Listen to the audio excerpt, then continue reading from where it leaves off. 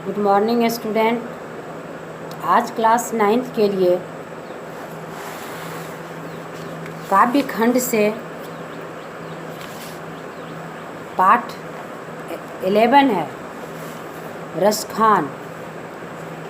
रसखान के निर्मित सवैये। यह काव्य खंड के द्वारा रसखान ने जो सवैये का रचना किए हैं, इसमें पहले आप रसखान की जीवनी से परिचित हो लें। रसखान का जन्म 1548 में माना जाता है।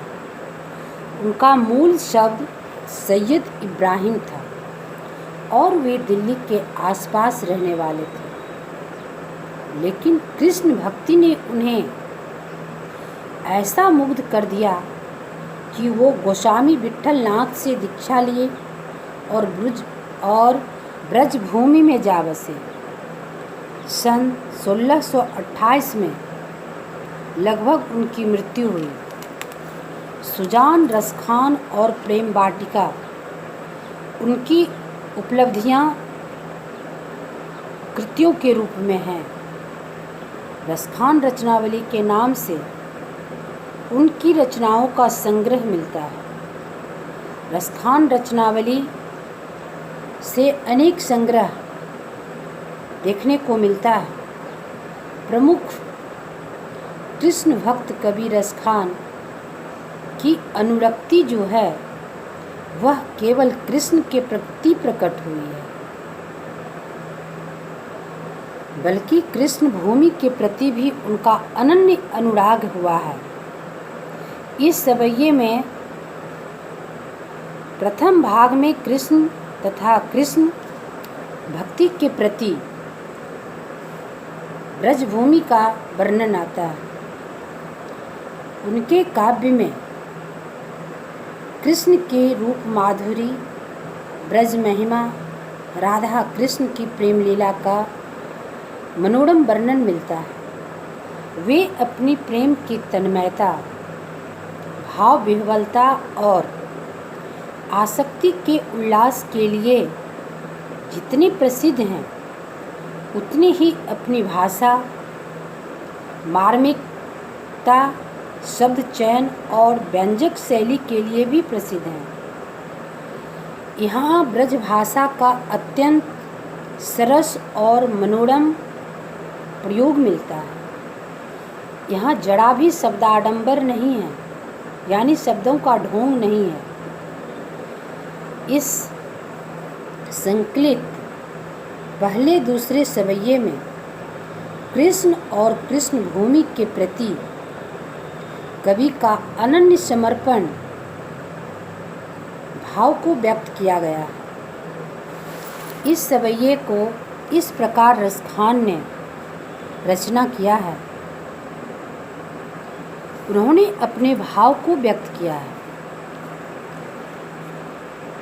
मानुष हो तो वही रसखानी बसों, ब्रज गोकुल के ग्वारन। यानी मनुष्य रूप में जन्म लूँ तो मैं वही रसखान रहूं और बसों ब्रजकुल गाँव के ग्वारन। जिस तरह से ब्रजभूमि में ग्वालन जन्म लेकर अपने आप को धन्य मानते हैं, क्योंकि वह कृष्ण की भूमि है, उसी तरह रसखान की यह इच्छा है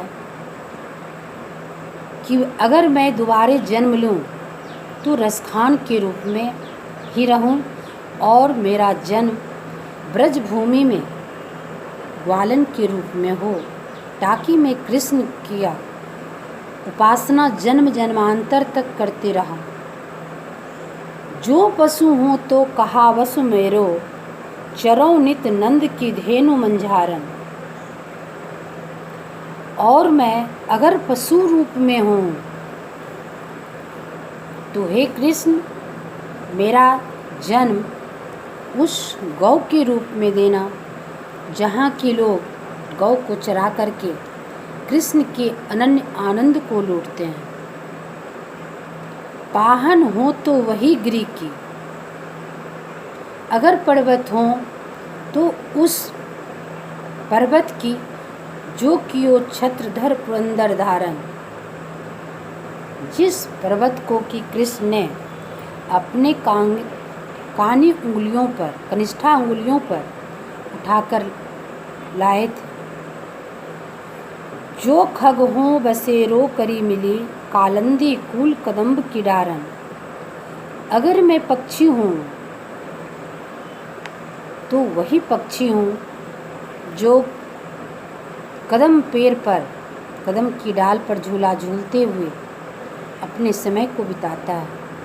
जिस कदम के पेड़ पर कृष्ण बांसुरियाँ बजाते थे, अगर मैं पक्षी हूँ, अगर मैं खग हूँ तो उस रूप में हूँ।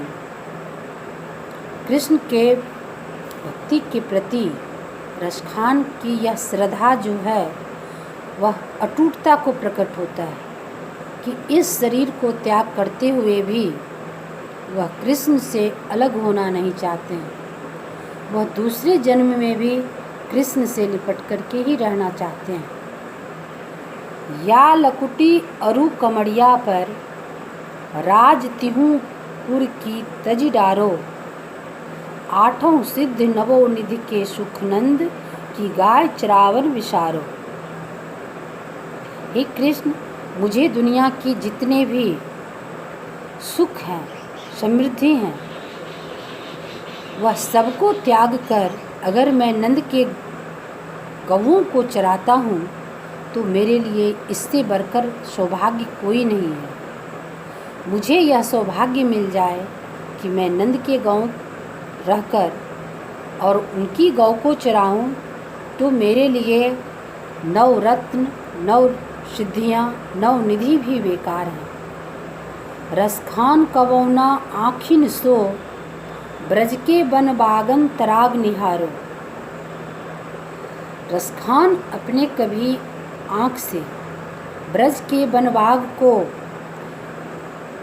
कभी भूलते नहीं हैं। हमेशा लगता है कि वो निहारते रहते हैं। कोटिक एक कलधौत के धाम, कोटित एक कलधौत के धाम, करील के कुंजन ऊपर वारो। यहाँ बताया गया है कलधौत धाम यानी सोने चांदी का महल। इसमें बहुत कठिन शब्द भी हैं, इस पर थोड़ा सा आप देखें। पुरंदर, पुरंदर यहाँ इंद्र को कहा गया है, और कालिंदी यमुना को। कमरिया यानी कंबल, कालधौत के धाम यानी सोने चांदी के महल, बारों यानी न्यौछावर करना। मैं सोने चांदी के महल को निछावर कर सकता हूँ अगर मुझे कृष्ण के गौ चराने का सौभाग्य प्राप्त हो जाए तो। भाव तो यानी अच्छा लगता है, मेरे मन को वही अच्छा लगता है। अटा यानी अट्टालिका, टेरी यानी पुकार कर बुलाना। मुझे ऊंची अट्टालिका पर चढ़कर भगवान को पुकारना मन में शोभा नहीं देता है। हमें तो लगता है कि मैं कृष्ण को कितनी नज़दीक से अपने अंतर आत्मा में बिठा लूँ। मेरे लिए सबसे बड़ा कृष्ण है। रसखान की यह जो सवैये हैं उसमें कृष्ण के प्रति उनके अनन्य भाव को दर्शाया गया है। रसखान अपने नाम से पता चल गया होगा कि वह कौन थे। उनका नाम क्या था? सैयद इब्राहिम था। यहाँ जाति पाति को नगण्य माना गया है, शून्य माना गया है। जाति से धर्म का कोई महत्व नहीं है। भगवान ईश्वर की प्राप्ति में जाति, धर्म, रूप, रंग, अमीर गरीब कुछ नहीं है। जिसको कि रसखान ने इस सवैये के माध्यम से आपके सामने परिलक्षित किया है। वह सैयद होते हुए भी कृष्ण से कितनी अथाह प्रेम किया है मानुष जन्म में। और इस सवैये में उन्होंने यह भी लिखा है कि दूसरे जन्म में भी मेरा आपसे बार बार आग्रह है कि इसी रूप में जन्म हो, ब्रज के नगरी में जन्म हो। अगर आदमी हो तो रसखान के रूप में, मनुष्य हो तो रसखान के रूप में, गौ हूँ तो नंद की गौ हूँ, खग हूँ तो जहाँ कृष्ण बांसुरी बजाते थे कदम पैर पर वही जन्म लूँ। यानी कृष्ण से उनका कितना लगाव है, वह किस रूप में कृष्ण को चाहते हैं, वह सवैये के माध्यम से 2 भाग को बताया गया है। 3 और 4 शेष रह गए हैं। धन्यवाद।